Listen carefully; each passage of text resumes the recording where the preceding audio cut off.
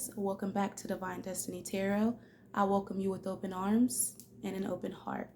So today I'm going to be showing you guys how to do a cord cutting ritual. There's many different ways to do a cord cutting ritual, but today I will be showing you a simple way that has been very, very effective for me.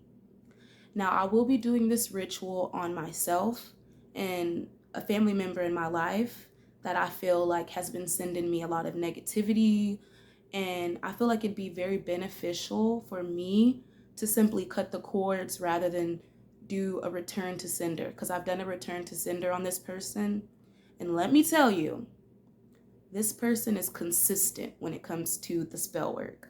So I decided to basically do a simple cord cutting for you guys, especially any of you that have been grieving a loss, or perhaps you just want to energetically cut the cords with people in your life that have been very draining. Now, this ritual can be used in many different ways. You could light a piece of paper and burn it and do it that way, or you can do it the way that I'm going to show you, where you basically use 2 candles. And this is typically the way I see most practitioners do it, but I'm going to do it in my own way, and how I've learned is by experience. So thank you guys for visiting my page. If you're interested in booking a cord cutting ritual, you can always do so through my Etsy shop, or you can DM me on Instagram at DivineDestiniTarot, and you can get your cord cutting ritual there if you don't want to do it yourself. So, cord cuttings are usually done when you feel like you've been energetically connected to somebody that is either draining you or sending you like negative energy.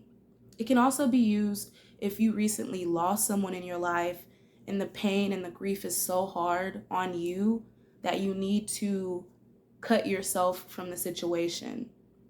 Now, I know a lot of people usually think when you cut the cords to someone, especially like a lover, that it means that you're never going to see that person. I mean, it depends on the intention that you put into your spell. My intention is to just cut the cords, not talk to this person, and basically send the energy back to this person that they've been sending me. So that is my purpose. I know a lot of people like to use baneful magic, where they take their candles and they dress it with certain herbs.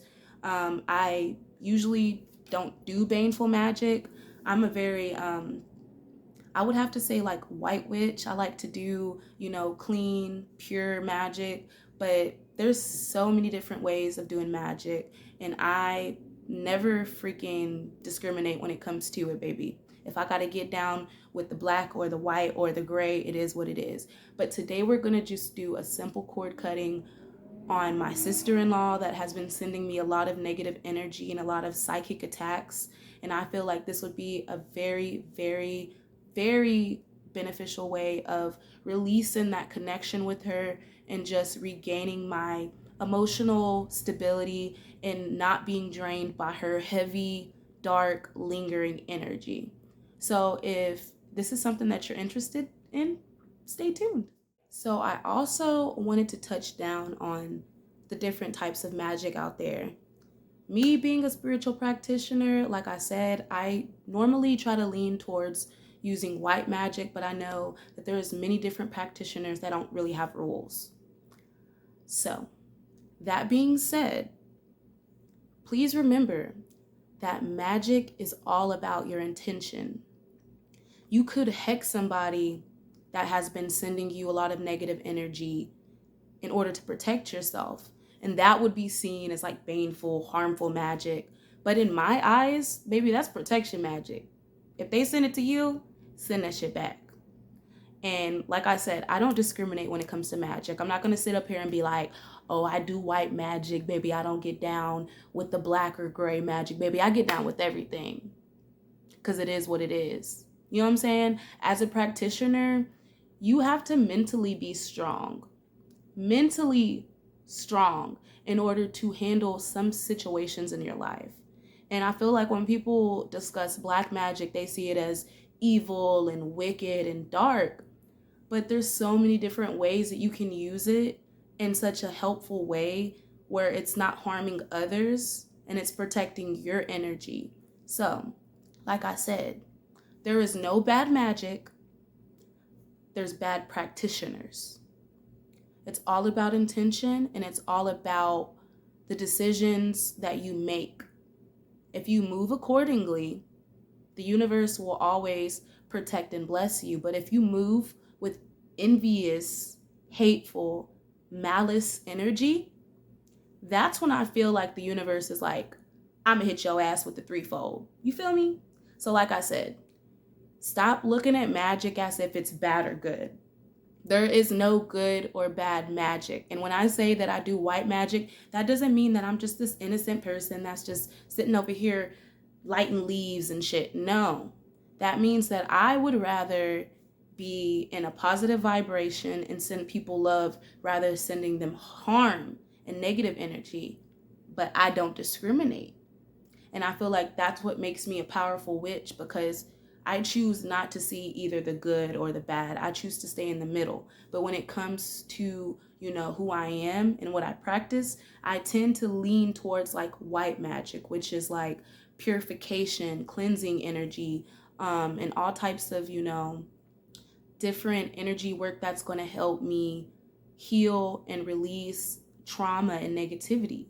But you can also, like I said, use black magic to protect yourself and, clear your energetic way if people have been sending you a lot of, negative energy, psychic attacks, or for some of you, trying to block your money, trying to block, blessings that are coming in. That's when I would normally tell somebody, go ahead and turn up on their ass and use that. So I'm going to list a couple of different reasonings why someone might choose to do a cord cutting ritual, because there's so many different ways that you can do it.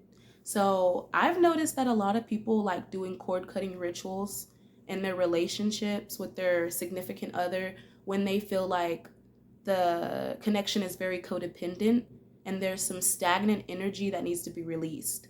Say, for instance, you've been with this person for 3-4 years and you've noticed that you keep constantly going through karmic cycles.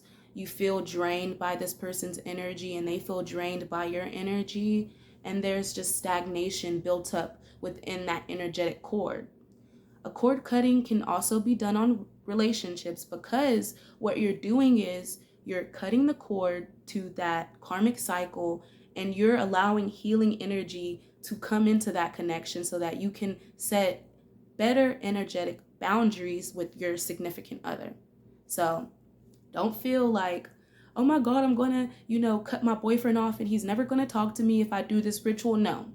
A lot of people love doing rituals like this because it helps kind of replenish both you and your significant other's energy.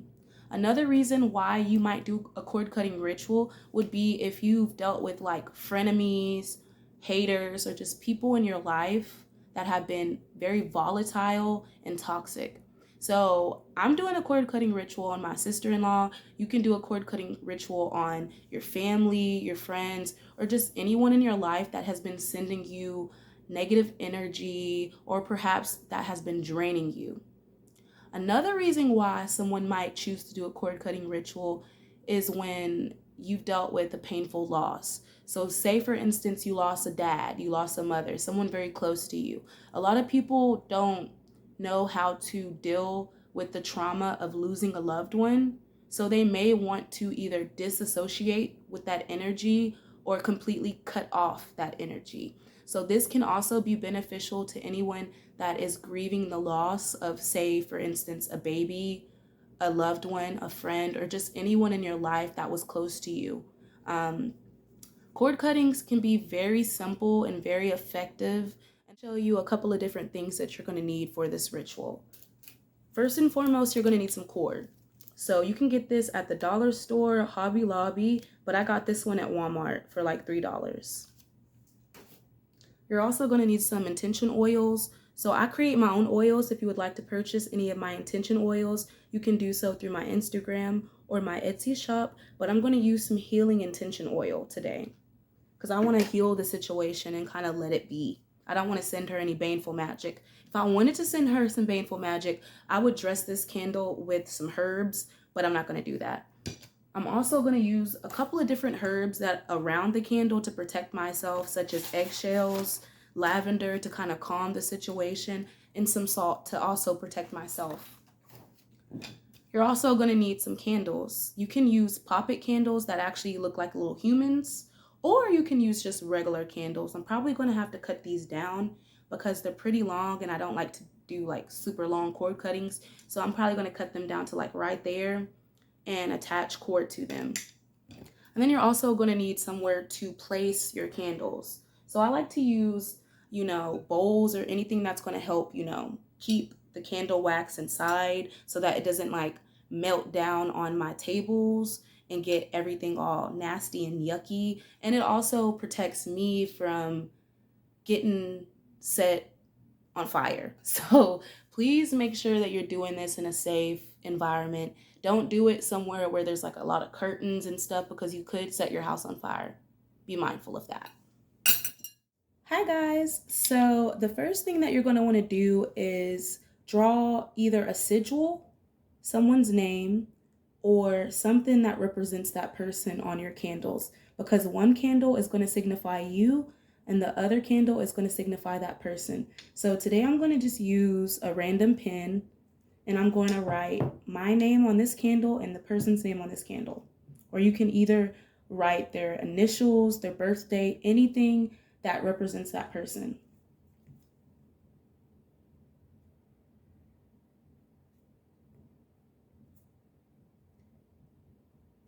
And this doesn't have to be neat.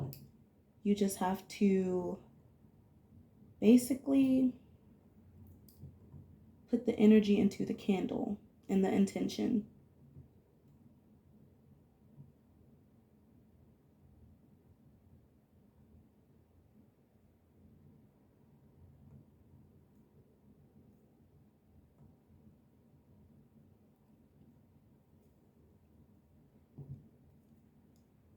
All right. The next thing you're going to want to do is dress your candle with your intention oil. I'm going to use some healing intention oil that I've created. If you want to purchase this oil, you can always do so through my Etsy shop or my Instagram. But you're basically going to take this oil and dress your candles.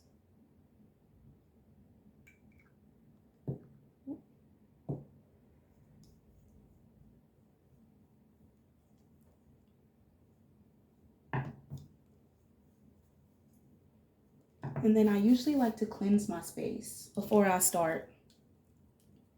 So I'm going to use some Palo Santo to cleanse my candles and my space.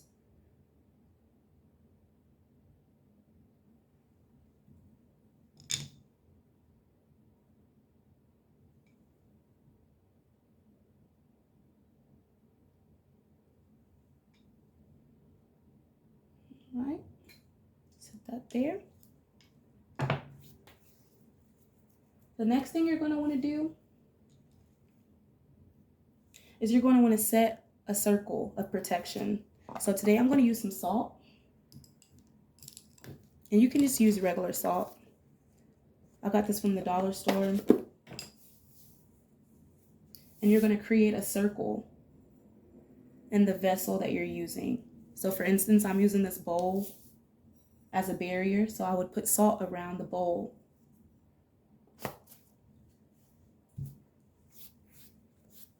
I'm also going to use some wormwood for protection and reversal, just to send the energy back.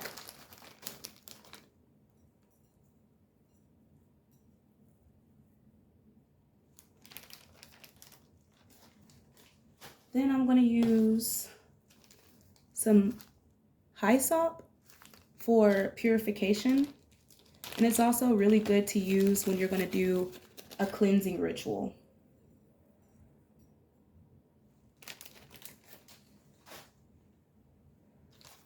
Now I'm going to use some mugwort for psychic protection.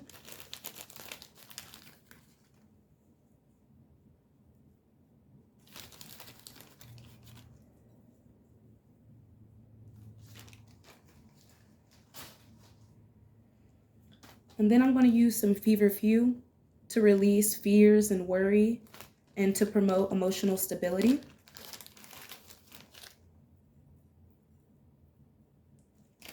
Right. And then I'm also going to use some red clover for protection over my money, over my love life, and over my health.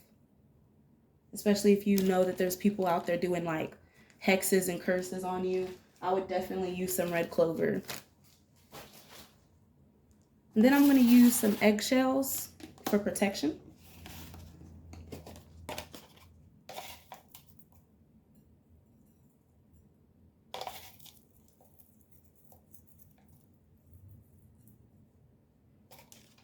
All right. So now that we've done our circle of protection, we can go ahead and start. So as you can see, I've placed my candles. A simple, easy way to do this is to light the bottom of the candle and pour the candle wax on the point that you want to place the candle, and then take a simple tea light candle and go around the candle to help seal it in place. And the tea light just helps keep the candle from moving around. And as you can see, these candles are in place. They're not going anywhere. Now it's time to take the cord and wrap it around the candles.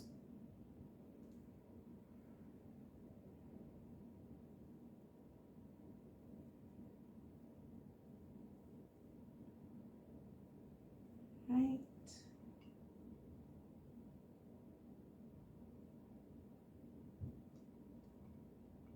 There we go.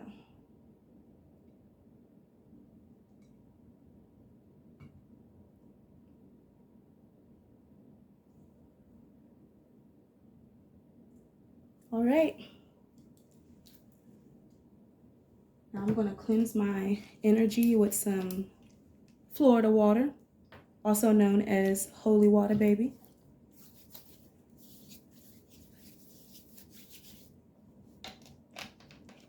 Right. And then I'm going to light some Palo Santo again.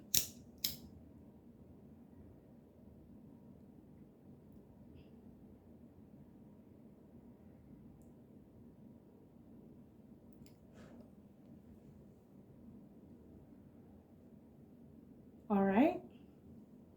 And now we're ready to start this ritual.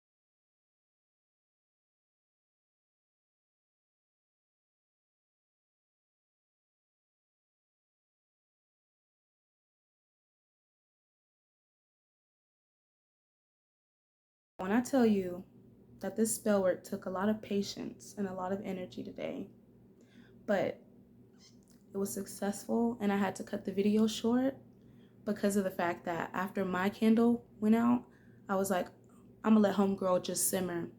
I'm gonna let her simmer in that resentful, scorpionic energy.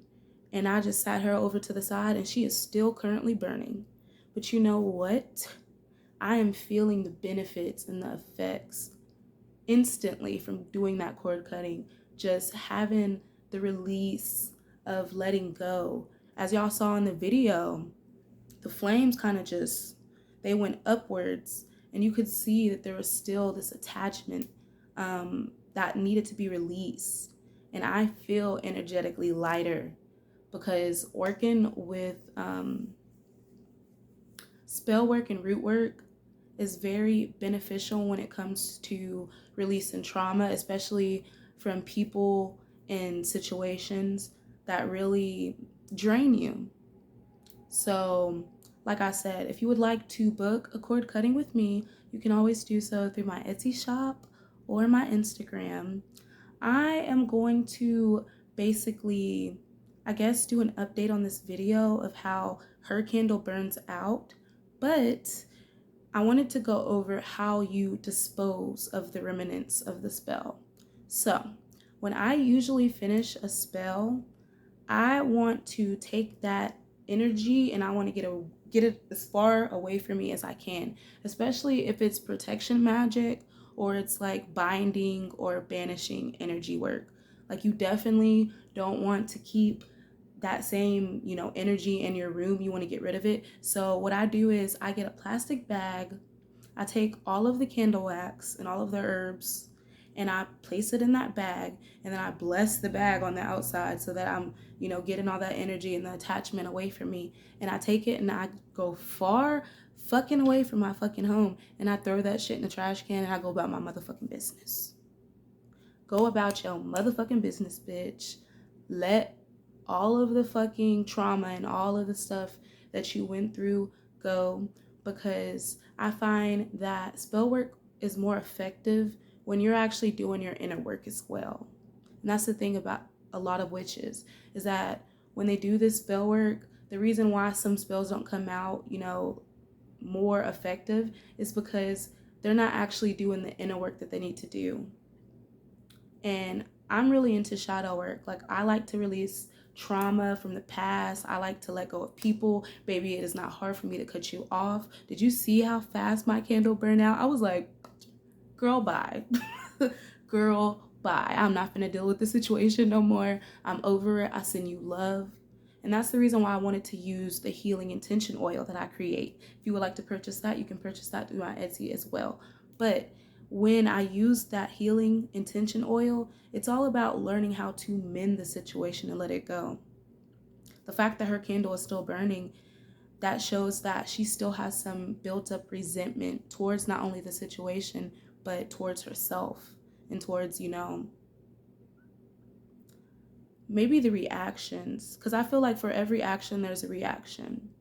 And I feel like sometimes you have to take precautions. So after a cord cutting, if you don't do protection magic, which I always do protection spells and return to sender spells every day, like I do incantations. If you don't do it before, you can always do it after. I'm probably going to go ahead and light a 7-day candle and set the intentions of protecting myself, protecting my energy, protecting my surroundings, my, home, my car, everything, my health, my money. And then I'm going to do a return to sender spell as well to return all of the energy that she has sent to me. Because I feel like right after you do a cord cutting, you need to make sure you protect your energy. So thank you guys for taking the time to sit on down with little old me and do this spell work. I hope that this helped. I hope that this information was insightful, and I'm sending you all light and love. So have a blessed day. Bye now.